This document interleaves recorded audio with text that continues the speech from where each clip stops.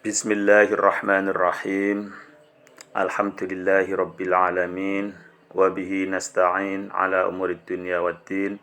Wassalatu wassalamu ala ashrafil mursalin Sayyidina wa maulana Muhammadin wa ala alihi wa ashabi ajmain amma ba'du.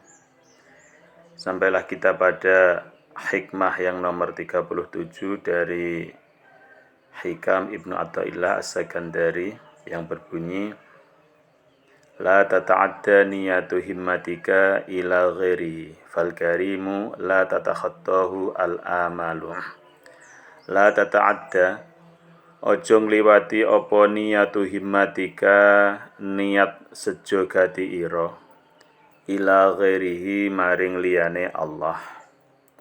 Fal karimu mongko utawi zat kang mulya iku la tatakhatta orang lewati hu ing al-karim apa al-amalu angen-angen.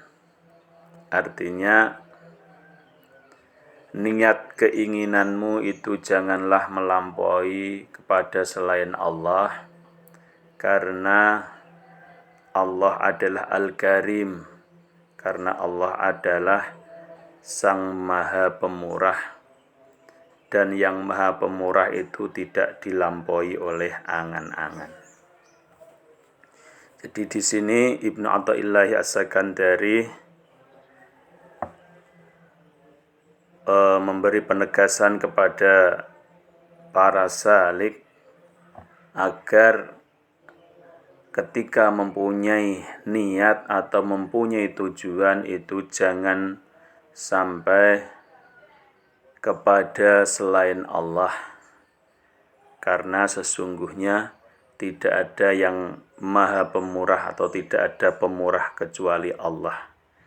Dan Al-Karim itu tidak akan terlampaui oleh angan-angan. Maksudnya apapun yang kita inginkan itu tidak akan diabaikan oleh zat yang mempunyai sifat Al-Karim.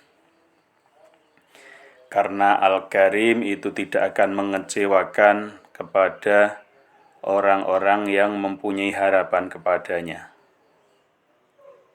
Dan Al-Karim itu tidak peduli kepada siapa ia memberi dan tidak memberi batasan pemberian itu. Juga Al-Karim tidak membutuhkan kepada yang lain. Maka ketika kita menyampaikan keinginan kita kepada selain Allah, itu justru akan membuat Allah tidak menyukainya. Di samping itu, kalau selain Allah itu kalau diminta itu akan menjadi tidak suka, ya. Misalkan kita walaupun sudah terbiasa meminta kepada saudara kita misalkan, tetapi kalau lama-lama kita meminta, saudara kita itu juga akan jenuh dan akan tidak menyukai dengan kita yang selalu meminta. Sebaliknya kalau Allah semakin banyak dimintai, Allah semakin mencintai kita. Kemudian diteruskan dengan hikmah berikutnya, La tarfa'anna ila ghairihi hajatan huwa muriduha alaika. La tarfa'anna ojo ngangkat temen sira ila ghairihi maring liyane Allah hajatan ing hajat ing kebutuhan. Huwa kang utai Allah iku muriduha kang numekake hajat alaika ing atase sira.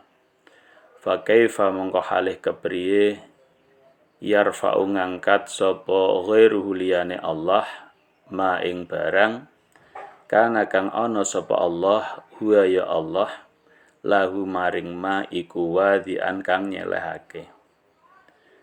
Man utai sapane wong iku layas tatiu ora kuwasa sapa man ayyarfa arep yen to ngilangi sapa man hajatan ing hajat an nafsi saking awak dhewe man fa kaifa mongko halih kepriye yastati kuwasa sapa man ayyakuna yen ta ana sapa man laha maring hajat an ghairi saking liyane man iku rafi'an wong kang ngilangake. Artinya jangan pernah mengutarakan kebutuhan hidup kepada selain Allah, karena dialah yang mendatangkan kebutuhan itu untukmu. Bagaimana mungkin selain Allah bisa mengangkat sesuatu yang sudah Allah tetapkan atau sudah Allah letakkan kepadamu. Seseorang yang tidak mampu menyelesaikan kebutuhan dirinya, bagaimana mungkin bisa menyelesaikan kebutuhan orang lain. Jadi di sini meneruskan yang tadi, hikmah yang nomor 37 tadi, ini hikmah yang nomor 38 memperjelas jangan pernah mengutarakan kebutuhan hidup kepada selain Allah, karena yang memberi kebutuhan itu adalah Allah. Kamu diberi lapar, itu memang Allah yang memberi rasa lapar agar kamu bergerak, agar manusia bisa menjadi sesuai yang dikehendaki oleh Allah. Maka Allah memberikan kebutuhan-kebutuhan.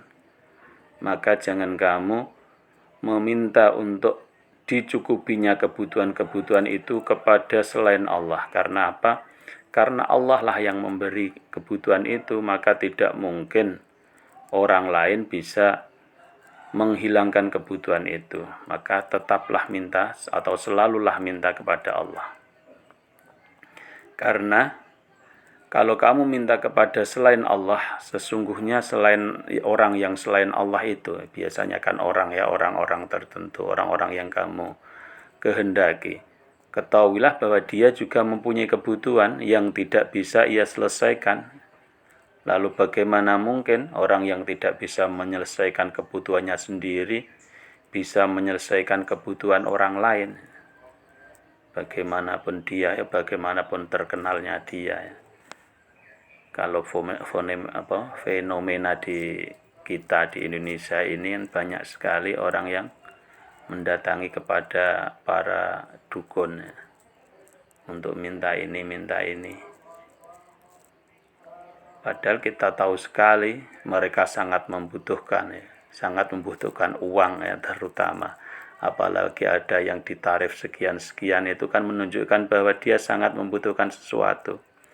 Bagaimana dia untuk mencukupi dirinya sendiri saja tidak bisa, dia kok bisa kamu percayakan untuk mencukupi dirimu, untuk menjadi solusi bagi kebutuhanmu.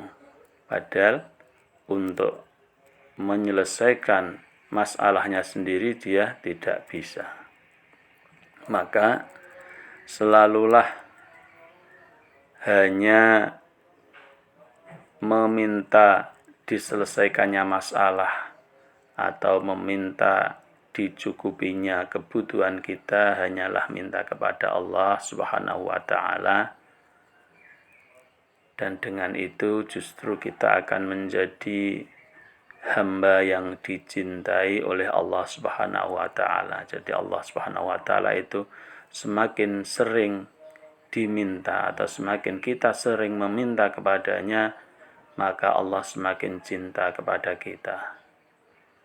Bukankah kita ketahui bahwa ibadah-ibadah itu sesungguhnya adalah permintaan-permintaan.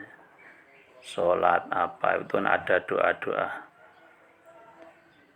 Mukhul ibadah ad-doa. Jadi inti ibadah adalah doa, yaitu permintaan-permintaan yang kita sampaikan kepada Allah sebagai bentuk pengakuan kita bahwa kita adalah hambanya, bahwa kita adalah lemah dan sangat membutuhkannya. Cukup sekian, semoga bermanfaat dan kita bisa menjadi hamba Allah yang benar-benar bisa tawakal dan berserah diri kepada Allah. Wabillahi taufik wal hidayah. Assalamualaikum warahmatullahi wabarakatuh.